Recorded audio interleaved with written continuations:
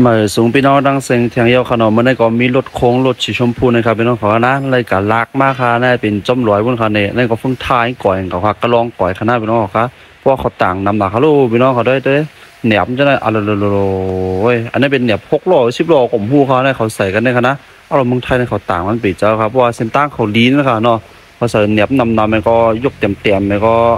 เขาต่างมันจะได้นำขนาดมันได้กดถนนดีขนาดด้วยเขาลูกพี่น้องเขาเหนียบอะไรเฮ้ยพวกเราอยู่เมืองใต้ได้เป็นเหือค่ะนั่นโอ้มี4 5 นิ้วเนี่ยใหญ่ปีเจ้าค่ะทับน้ำหนักไปน้ำปีเจ้าค่ะเนี่ยเหมือนได้เลยทุกคนรู้เป็นน้ำมันลายค่ะ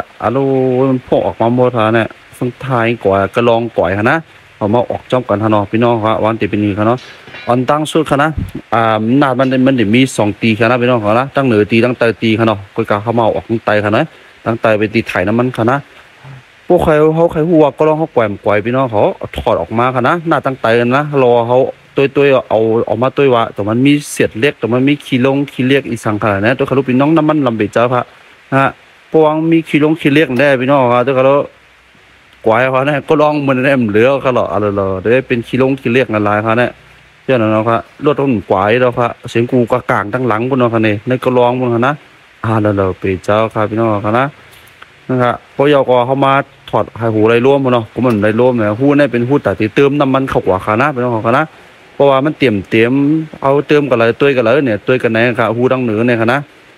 นี่ครับเป็นของครับพอที่ออกฟุ้งท้ายเนี่ยเขาเลยเอาถอดไอ้ตัวม้วนเนี่ยออกกันนะถอดออกแล้วมันหนังไปเอาฟุ้งท้ายเขาก็ลองออกอะไรอย่างเงี้ยถอดทั้ง2 ข้างครับพอยก็เขามานะครับเป็นกล้องกันนะเขาเลยถอดน็อตเนี่ยเขามาออกครับนี่ครับมันเดี๋ยวมีน็อตอยู่12 13 ตัวนะพี่น้องเขานะครับ14เขานะแต่ละกั้นก็เหมือนนะครับก็การได้เป็นอิซูซุเขานะอิซูซุบางกั้นก็จะเป็นหน้าเบอร์12อันนี้เป็น14เขานะพี่น้องเขานะพอเอาน็อตออกก็ห้องไปเอาออกเขาเนาะพอเอาหน้าออกก็ให้จังขยำดำนะครับพี่น้องเขาเนาะเอามีแห้งหรืออย่างก็ย่อมากำไก่กรองมันนั่นเนี่ยเขาเนาะว่าผมกำเนี่ยมันติแข็งนะครับเพราะว่าใส่กาวไว้ครับพี่น้องเขานะเอามีแห้งมากำไก่กรองให้ก็มันออกไปออกมาอย่างครับพี่น้องเขานะนะครับแต่มันเนี่ยครับพอมันเนี่ยก็เขาก็ต้องใส่ควายก็เอาออกครับนะแต่อันนี้ได้ปีเจ้าครับพี่น้องเขาว่าเลยเสียงกูก้าวได้ต้องได้ออกง่ายฮีกลมหูเขาเนี่ยน่าจะเตียกครับไม่ค่ะมันออกง่ายครับพี่น้องก็สังสมเลยเอาเก็บเผาเขาเนี่ยยำใหญ่บอกเขาเนี่ยมันเตียกต้องได้พี่น้องเขานะมันแตกไอ้ก็มันมันกีไปตั้งนั่งแล้วก็มันออกมาไรค่ะพี่น้องเขาก็เราปีเจ้าค่ะแล้วผมมีเกียร์แต่ตายค่ะนะเลยตัดขาดไปขนาดเนาะอันมันกีนะเลยตัดขาดไปแล้วถอดลงไปเอาออกมาไรค่ะนะปีเจ้าค่ะเอาถอดก็ร้องไงพอเปลี่ยนครึ่งวันเอาครับเหตุการณ์อะไรเราแห้งโปโอนแห้งเขาเนยผมบวชเสียงเขาเนี่ยปีเจ้าค่ะเหตุการณ์จังไหนว่าง่ายครับพี่น้องเขานะแล้วผมมีเกียร์แต่ตายเตี้ยวอะไรกันนะ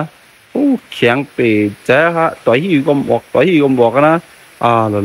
อ้พี่น้องครับเพราะว่าเขาลองมาแน่เพราะว่ามันตีกวายได้เสียงเดี๋ยวมันคือกักมันเดี๋ยวหอนฮูฮ่ากันนะพี่น้องกันนะต้องเช็คกันเขาจอปล่อยไว้อย่างนะปล่อยไว้ได้นะครับย่ามเหมือนเนี้ยครับยัดตัดเอาเนี่ยจังที่ถ้าอะไรตัดให้เราว่าผมมีเกียร์เตี้ยตายเตี้ยครับตายเตี้ยต่อยหิวบอกครับเรื่องรถนั่นขนาดพี่น้องออกมาครับนั่นขนาดตัดอันนี้ขนาดเพราะมันจีครับหรอ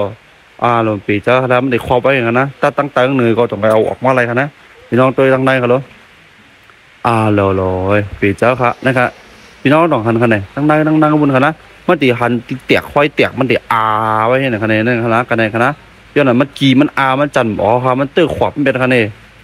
เลยปีเจ้าครับก็ลองได้แท้ผมจะว่าเรียนครับนะป้องอะไรเตียกป้องอะไรหักมาได้ปีเจ้าครับพี่น้องเขานะค่ะยิ่งจำขอบใจพี่น้องเขาเนาะสองพี่น้องของไปด้วยคลิปวิดีโออันขาเฮ็ดไว้ได้ถอดกลองกันมันมีไว้คณะพี่น้องเขานะค่ะเขียนดอกอันกันด้วยจำกันค่ะเนาะเพราะว่ามันเป็นตั้งหูตั้งหันตาพี่น้องเขาในคณะสองวันรวดเท่าเป็นสังเป็นสังแหน่ตั้งแต่เลยหูกันในคณะมันเต็มเลยเซ็งเงินน้ำในคณะพี่น้องเขาเนาะค่ะขอบใจอย่างนะคะที่เข้ามาปันแห้งค่ะเหมือนสูงค่ะ